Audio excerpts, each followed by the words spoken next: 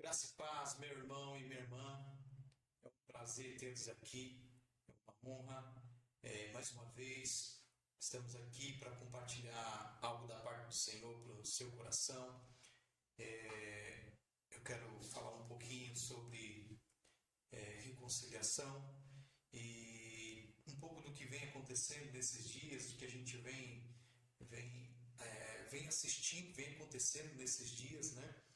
Muitas pessoas se levantando como juízes, né, como juiz na vida do outro, pessoas impondo para o outro que ela acha que é certo, o que é errado, opiniões e opiniões e opiniões, uma atrás da outra, sobre tantas coisas, mas quando a gente para analisar, a grande maioria delas não está fundamentada na palavra, né, nas escrituras. E isso é uma preocupação para nós nesses dias, não é? Porque existe uma polaridade, o lado A, o lado B, né? E daí as pessoas estão em busca de ter um lado. Em qual lado eu vou ficar, em qual lado eu fico, não é? Então escuta um, escuta outro e aí vai se identificando com aquilo que ela acha também. E o que eu tenho para dizer para você fique com Cristo, sabe? Entre lado A e lado B, procure sempre estar do lado de Cristo. Não é por isso que quando as pessoas me chamam e me perguntam, pastor, você é arminiano ou calvinista? Eu digo, eu sou de Cristo. Não as pessoas não gostam, mas eu digo, eu sou de Cristo porque eu prefiro não entrar nessas discussões teológicas, sabe? Você é pré ou pós? Eu digo, olha, eu sei de uma coisa, sendo antes ou depois, ou no meio da grande tribulação, eu preciso estar preparado para a vinda de Cristo. E aí que nós estamos vendo o cenário nos dias de hoje são muitas pessoas se levantando como juízes, pessoas se levantando como alguém que determina algo na vida das pessoas, que querem impor algo na vida das pessoas, aquilo que ela pensa e aquilo que ela acha. E a bem da verdade é que aquilo que nós achamos a respeito do outro é aquilo que nós somos, não é? E nós deveríamos parar para pensar e analisar, não é? E acima de tudo, de qualquer opinião, de qualquer achismo, fique com as escrituras. E isso não vem de hoje. Isso não é novidade para nós nesses dias. Isso não é novidade. Isso já vem de um longo tempo, né? Até nas escrituras também. E compartilhando até uma palavra aqui em Romanos 14:13. O apóstolo Paulo diz assim: portanto, abandonemos o costume de julgar uns aos outros. Ao invés disso, apliquemos o nosso coração em não colocarmos qualquer pedra de tropeço ou obstáculo no caminho do irmão. Como uma pessoa que está no Senhor Jesus, tenho plena convicção de que nenhum alimento é por si mesmo ritualmente impuro, a não ser para aquele que assim o considera. Para esse é impuro. Se o teu irmão se entristece por causa do que tu comes, já não estás agindo por amor fraterno. Não destruas o teu irmão por conta da tua comida, pois Cristo morreu também por ele. Aquilo que é bom para vós não se torne motivo de maledicência. Esse texto reflete muito bem o cenário da igreja nos dias de hoje. Não é aquilo que eu penso, aquilo que eu acho, é a minha verdade absoluta e pronto, acabou. Mas a gente se esquece de basear-se nas escrituras. Porque, irmão, se aquilo que você come, se aquilo que você fala, se aquilo que você diz, se a sua opinião já não está fazendo bem para o próximo, já está destruindo o seu irmão, entre aspas, então, meu irmão, não tem nada a ver com Cristo, tem a ver com você. Porque se nós temos a identidade de Cristo, nós vamos edificar e não destruir. Não é? Por isso, a finalidade do apóstolo Paulo aos romanos, ele se dirige aos gentios e aos judeus. Porque há uma discussão entre os irmãos sobre o que come ou o que bebe, mais o que come, né? Se é certo ou se é errado, se pode ou se não pode. E quer saber, tradição, não é? E eu faço uma equiparação daquilo que você pensa e o que você acha. É o que você pensa, é o que você acha, não é uma verdade. E você não pode obrigar ou impor isso para ninguém, não é? E eu volto a dizer, o motivo de nós pensarmos ou achar que algo é certo ou é errado, sabe, ter uma posição sobre alguém, sobre alguma pessoa, sobre qualquer coisa, não quer dizer que eu e você estamos certos. O problema é que quando a gente tem um certo tipo de pensamento, né, a gente não quer guardar para nós. Inclusive nesse meio midiático hoje, redes sociais, né? Então a gente quer expor para fora a nossa opinião, o que nós achamos, o que nós pensamos. E se esquecemos entre aspas, um certo poder de influência que a gente pode ter na vida das pessoas, não é? Se isso não for fundamentado na palavra, se a base não for as escrituras, por favor, guarde para você, não é? E pior, quando a gente tem esse tipo de sentimento, pensamento, não quer parar só em nós, a gente quer disseminar, quer espalhar, quer falar para outras pessoas, né? Então, meu irmão, isso é uma tradição. Assim como eles estavam vivendo ali naquele momento, a discussão era uma tradição daquilo que pode, o que não pode, o que está errado, o que está certo. Isso também é uma tradição que já vem. E a tradição ela vai ensinar a disseminar. A tradição ela ensina o telefone sem fio, não é? A tradição ela vai ensinar, faz assim, não vai ao seu irmão não se reconcilia não.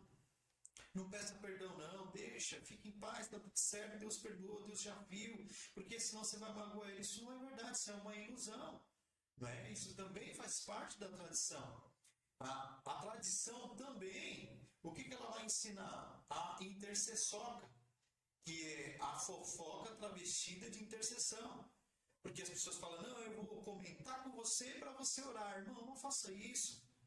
Não faça isso, guarde para você, ore. Não é? Toda indignação, se ela não se tornar intercessão, irmão, por favor, então não fale nada para ninguém. Não é? E ela precisa se tornar intercessão, senão vira intercessoca, vira fofoca. E eu quero chamar a atenção de vocês nesses dias, eu quero chamar a nossa atenção para esses dias, por que ao invés de nós perdermos tempo com discussões vãs no nosso meio, sobre o que a gente acha, aquilo que a gente pensa, que está certo ou está errado, não é? Sobre tradição de comida ou de bebida, nós não buscamos pelo ministério, nós não buscamos pela reconciliação. Por que ao invés de nós ficarmos militando pelos nossos próprios direitos e interesses, nós não buscamos pelo direito e o interesse do outro? Por que ao invés de nós ficamos nós queremos buscar pela nossa visibilidade, sabe, para ser visto e reconhecido pelas pessoas, nós não militamos pelo direito do outro? Aliás, eu disse esses dias e volto a dizer que eu só alcanço o meu direito quando eu cumpro com o meu dever. Primeiro é o meu dever e os meus direitos vêm depois. Primeiro eu cumpro com os meus deveres, não é? Então as pessoas fazem de forma contrária, elas buscam sempre pelo seu direito, pelo meu direito, e não é assim. Nós devemos militar e lutar pelo direito do outro. Entende? Por que ao invés de nós perdermos tempo com discussões, sabe? Discutindo quem é o maior, quem é o menor, quem faz mais, quem faz menos, não é? Quem é o amigo do pastor, quem não é o amigo do pastor, quem tem palavra, quem tem voz ativa, quem não tem voz ativa. Nós não se colocamos numa posição de servos. Às vezes nós esperamos uma carteirinha, nós esperamos um crachá, nós esperamos um reconhecimento para servir, quando na verdade nós deveríamos servir sem esperar ser reconhecidos. Entende? E por que ao invés de nós perdermos tempo falando da movimentação de A, B ou C, nós não dedicamos o nosso tempo para servir aonde nós estamos? Mas nós perdemos tempo falando de tantas coisas e às vezes você perde tempo falando de tantas coisas, de A, B ou C, de piada, de graça e de falar do outro, mas não gasta tempo para servir aonde você está. sabe? E pior, não é? E pior de tudo isso, ainda atribui ao reino de Deus, né? Ainda atribui isso ao reino de Deus, atribui ao Evangelho, dizendo que está defendendo a palavra de Deus, né? E hoje o que nós mais vemos são defensores da palavra, né? Hoje o que nós mais vemos são defensores do reino, né? Defensores do Evangelho. Irmão, deixa eu falar uma coisa para você, meu irmão e minha irmã. O reino de Deus, ele não precisa de alguém que o defenda. Ele precisa de alguém para manifestar em justiça, em paz e alegria no Espírito. É isso que ele precisa. O Evangelho não precisa de alguém para o defender, precisa de alguém para o manifestar. A palavra de Deus, ela não precisa de alguém para o defender, precisa de homens e mulheres que se tornem a própria carta viva. É disso que a palavra precisa. Nós precisamos urgentemente sair desse mundo, dessa bolha, desse lugar, dessa cadeira de juiz, de querer dar sentença para os outros, sabe? De querer dar sentença na vida dos outros. E, aliás, nesses dias as pessoas elas dizem o que Deus gosta, o que Deus não gosta. Elas é quem determina onde Deus está, onde Deus não está. E só o Senhor sabe o que Ele gosta, o que Ele não gosta, aonde Ele está e aonde Ele não está. E hoje as pessoas estão querendo determinar, e não é assim. Sabe por quê? Há um peso sobre nós pela palavra. Há uma responsabilidade sobre nós pela palavra de Deus. O cumprimento da lei está em quem? Em Cristo. E mesmo o cumprimento da lei estando em Cristo, ele disse o quê? Eu não vim abolir a lei, mas sim cumpri-la. E mais, ele ainda estreitou a lei. O que ele disse em Mateus 5:21? Ele disse assim: ouviste o que foi dito aos antigos, não matarás, mas quem assassinar estará sujeito ao juízo. Aí ele diz no 22, eu porém vos digo que qualquer que se irá contra o seu irmão estará sujeito ao juízo. Também qualquer que disser ao seu irmão racá, fala mal do seu irmão, será levado ao tribunal. E qualquer que o chamar de idiota estará sujeito ao fogo do inferno. Olha só o peso da responsabilidade da palavra que está sobre nós. E às vezes nós agimos de forma dissoluta, não é? É assim que fala, de forma dissoluta, sabe? Sem pensar no que vamos falar, de que forma que nós vamos agir, e só pensamos em nós mesmos. E quer saber, quando nós se colocamos nessa cadeira de juiz, quando nós se colocamos neste lugar de juiz na vida de alguém, o juízo de Deus está sobre nós. Quando nós se juntamos e perdemos o nosso tempo para falar de A, B ou C, para falar do nosso irmão, matar o nosso irmão, escuta, e atribuímos isso à comunhão, à mesa de comunhão, que é o que mais tem. As pessoas se reúnem para falar de A, B ou C e perdem os seus tempos, né? Ao invés de orar juntos, ao invés de chorar juntos, sorrirem juntos, compartilhar da mesa juntos, compartilhar da palavra juntos, não perde tempo falando da vida do outro, da movimentação do outro, e atribui isso ao reino de Deus, atribui isso ao Evangelho, à mesa de comunhão. Irmão, na verdade nós estamos sujeitos ao fogo do inferno quando nós fazemos isso. Isso é Bíblia. Foi Jesus que disse. Isso não é mesa de comunhão, isso não tem nada a ver com mesa de comunhão. Isso tem nome. Sabe o que é? Roda dos escarnecedores. Escuta o que eu vou te falar. Alguém que zomba, uma pessoa sem respeito, uma pessoa maliciosa. Alguém, escuta, os escarnecedores é alguém que zomba, uma pessoa sem respeito e uma pessoa maliciosa. Isso é escarnecedor.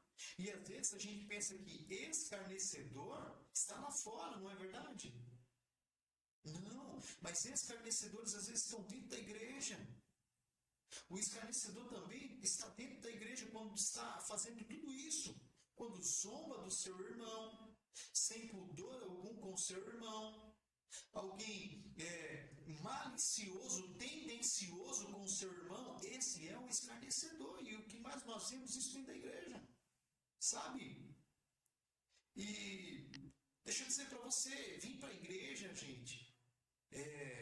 Vir para a igreja, ficar 2 horas, 1 hora no culto, 3 horas de culto, né? Orar, ofertar, cantar um louvor, ofertar e ouvir uma palavra, e ir embora para casa e achar que está tudo bem, né? E achar que já fez demais, que já fez o suficiente. Não, isso é muito pouco. Isso é muito pouco. Isso é muito pouco. E esse pouco tempo que ainda nós passamos com os nossos irmãos, que deveria ser momento de comunhão, momento de reconciliação, momento de estar junto, de celebrar ao Senhor, nós buscamos pelos nossos direitos. Nós buscamos por cargos. As pessoas buscam por cargos, buscam por ser vistas, não é? Busca por ser aceita, faz de tudo por ser aceito. Faz de tudo. Se nós não, você pode buscar tudo o que você quiser dentro da igreja, qualquer cargo, você pode brigar, você pode fazer o que você quiser, mas se você não buscar pelo ministério da reconciliação, escuta, o Senhor não recebe nem a oração.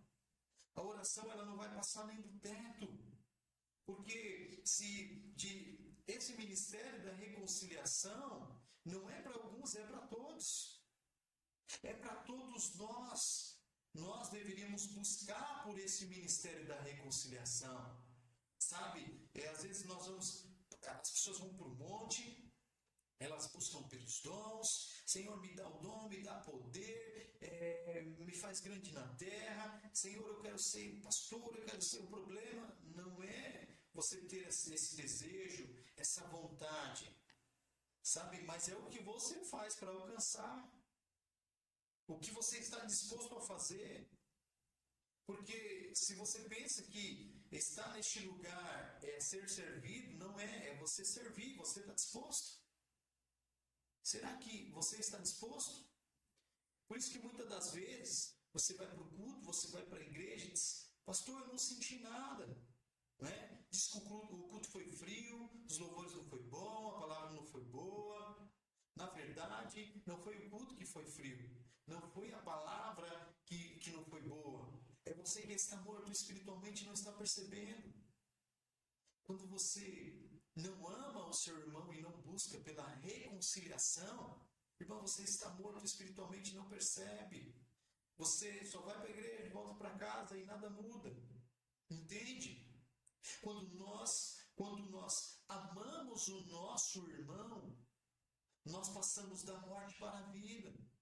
Mas quando nós não amamos, nós permanecemos na morte. E a pior morte, eu costumo dizer que não é a morte física, é a morte espiritual. Gente, a morte física morreu, acabou, mas a morte espiritual não. O homem e a mulher, ela só está vegetando na terra. É uma alma vivente, mas não tem um espírito vivificante dentro de si. Ainda em Mateus, no 5:23, diz assim, assim sendo, se trouxeres a tua oferta diante do altar e lembrares que o teu irmão tem algo contra ti, deixa ali mesmo diante do altar a tua oferta e primeiro vai reconciliar-te com o teu irmão e depois volta a apresentar a tua oferta. Irmão, não adianta ser um dizimista fiel, não adianta fazer campanha atrás de campanha, não adianta dar o dízimo, o redismo, o que você achar. Não adianta ser um ofertante assíduo dentro da igreja se você não busca pela reconciliação, se você não tem comunhão com seu irmão. Sabe? Nós precisamos urgentemente discernir o que é partir e o que é repartir e o que é dividir. Nós precisamos definir e entender o que é partir e o que é dividir. O partir, ele vem do repartir tem a ver com a expansão e o crescimento. Isso é repartir, por isso que Jesus partiu o pão, porque tem a ver com expansão e crescimento. Agora, dividir não. Dividir é franquear e espalhar. Às vezes, nós mais estamos dividindo do que partindo. Entende? Nós pregamos a Cristo e não vivemos como Ele. Sabe? Nós pregamos a Cristo e não temos as mesmas atitudes do que Ele. Nós fomos libertos por Cristo e abusamos da liberdade que Cristo nos libertou para franquear, sabe? Para espalhar. Quando deveríamos usar essa liberdade para a expansão e para o crescimento. Entende? É para isso que Cristo nos libertou, não foi para franquear, não foi para espalhar, não. Gálatas 5,13 diz assim, irmãos, vocês foram chamados para a liberdade, mas não usem da liberdade, olha só, para dar ocasião à vontade da carne. Ao contrário, sirvam uns aos outros mediante o amor. Toda a lei se resume em um só mandamento: ame o seu próximo como a si mesmo. Mas se vocês se mordem e se devoram uns aos outros, cuidado para não se destruírem mutuamente. Olha isso, a advertência do apóstolo Paulo. Pessoas assim, sabe, nunca vai conseguir compreender o que Jesus fez. Por quê?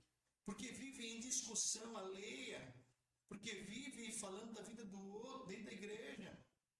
Nunca vai conseguir compreender como que Jesus deu a bolsa do dinheiro, da oferta para um traidor, tomar de conta. Que foi lavar os pés do traidor, que foi beijá-lo e chamar de amigo, e ainda dar autoridade a ele, nunca vai conseguir compreender. Porque não está num campo de visão muito limitado. Nunca vai conseguir entender como Cristo edificou a igreja em Pedro, um homem que te negaria e te abandonaria. Nunca vai conseguir compreender o porquê que Jesus lavou os pés dele.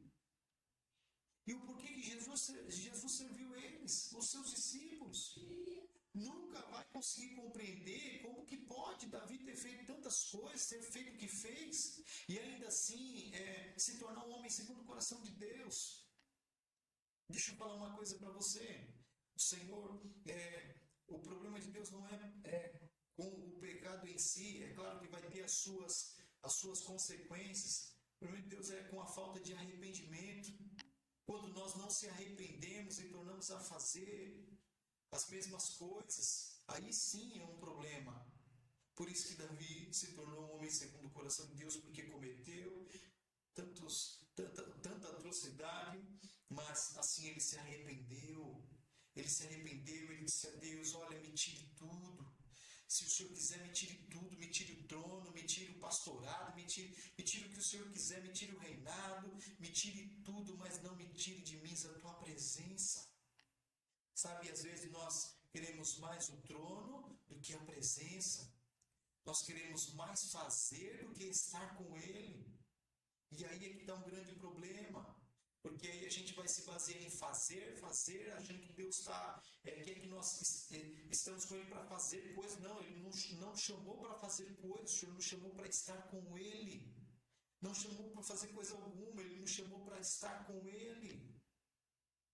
Entende? E quando nós vivemos uma vida na carne, nós andamos como o padrão do mundo. Não tem diferença alguma. E nunca deixamos de ser um neófito na fé, sabe? Mesmo dando tantos anos dentro da igreja, tendo 30 anos de igreja, tendo tantos anos de igreja. Ah, pastor, mas eu tenho 10, 20, 30 anos de igreja, mas nunca deixe de ser um neófito na fé, porque vive nessas práticas da carne. 1 Coríntios 3 diz assim, ó: irmãos, não vos pude falar como pessoas espirituais, mas como pessoas carnais, como a crianças em Cristo. O que vos dei para beber foi leite, não alimento sólido, pois não podeis recebê-lo, nem ainda agora, nem agora e nem depois, porque ainda sois carnais. Visto que campeia entre vós todo tipo de inveja, discórdias por causa do que? De não não estáis sendo, por causa de estar sendo carnais, vivendo de acordo com os padrões exclusivamente mundanos? Pois, quando alguém alega, eu sou de Paulo, outro, eu sou de Apolo, não estás agindo absolutamente segundo os padrões dos homens? Quem é, portanto, Apolo e quem é, portanto, Paulo? Servos por intermédio dos que foi vistos, né? Dos quais viestes a crer. E isso conforme o ministério que o Senhor concedeu a cada um, Senhor. Eu plantei, Apolo regou, o apóstolo Paulo disse, mas foi Deus quem deu o crescimento. É Ele quem dá o crescimento, não é eu e nem você. Às vezes nós queremos fazer algo para mostrar, para se aparecer, para ser visto, mas irmão, esquece, quem dá o crescimento é o Senhor. Quem dá o crescimento é o Senhor. Por isso que eu volto a dizer para vocês, nós precisamos parar. As pessoas precisam parar de querer dizer onde Deus está, onde Ele não está, o que Deus gosta, o que Deus não gosta, que Deus está na igreja de A, ou B, ou C. Sabe, nós precisamos parar de julgar, de se julgar, ser mais santo do que o outro, de querer se julgar, ser mais superior do que o outro, quando na verdade nós deveríamos considerar o outro superior a nós mesmos. É isso que nós deveríamos fazer, é considerar o outro superior. Sabe, nós precisamos entender que é melhor dar do que receber, de que é melhor servir do que ser servido.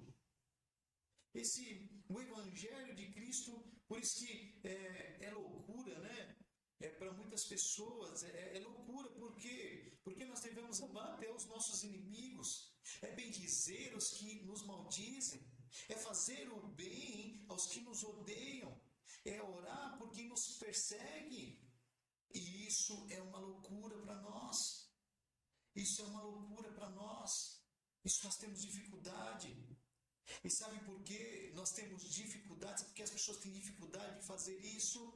Porque às vezes nós quem somos o inimigo e não o nosso irmão. Nós quem somos o inimigo dele.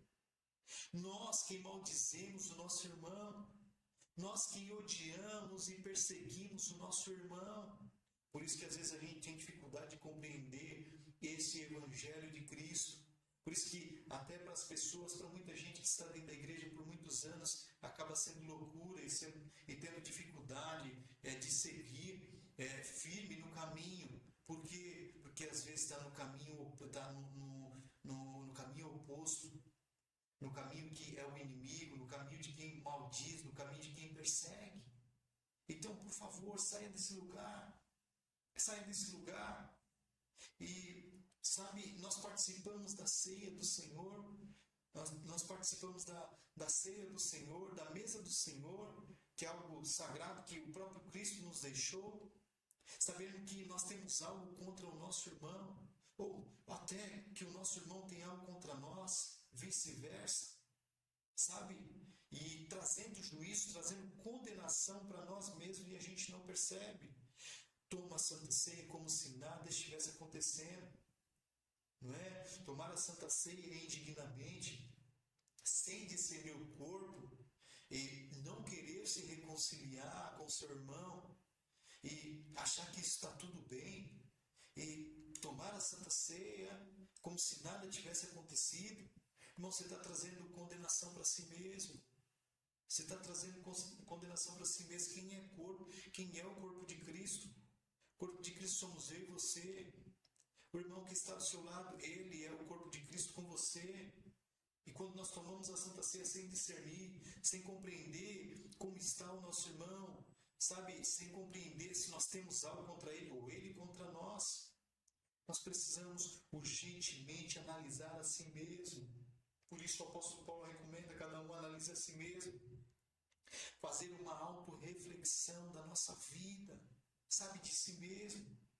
Precisamos, em primeiro lugar, buscar pela reconciliação. Tem uma frase que eu carrego, eu digo ela quase que sempre onde eu vou, e eu digo: não cobre do outro aquilo que você não fez primeiro, aquilo que você não faz primeiro.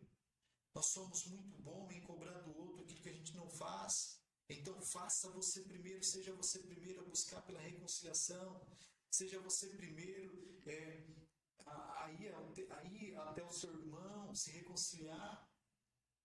E não adianta, você pode ser um obreiro, um pastor, um profeta, um evangelista, ou ser Deus, o que você quiser, mas, irmão, se você não busca pelo ministério da reconciliação, o título não vale nada.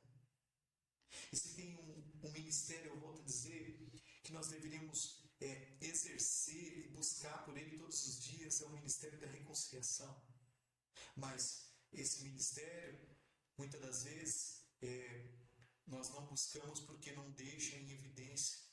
Sabe por quê? Porque não dá evidência, não dá like, não dá curtida, e aí a gente não busca reconciliar o casamento, reconciliar com o seu irmão, um ao outro, sabe? Isso por trás das cortinas sem que ninguém o saiba, isso não dá ibope, não é? Por isso que muitas vezes as pessoas não buscam. 2 Coríntios 5, 18 diz assim: tudo isso provém de Deus, que nos reconciliou consigo mesmo por intermédio de Cristo e nos outorgou o ministério da reconciliação. É para nós, pois Deus estava em Cristo reconciliando consigo mesmo o mundo, não levando em consideração as transgressões dos seres humanos, a minha e a sua transgressão. Ele nos encarregou da mesma mensagem da reconciliação. Isso é um encargo para nós. Isso é uma responsabilidade para nós, para o corpo, para o corpo, isso é para todos nós, gente. Este é um ministério que todos nós deveríamos exercer todos os dias. Reconciliação é você dar ao outro direito daquilo que você foi alcançado. Reconciliação é você dar ao outro, não é? É você dar ao outro o direito daquilo que você também foi alcançado. Quer saber? Nós nem merecíamos, mas Ele nos alcançou. O Senhor nos alcançou. Então, por favor, busque também por esse ministério.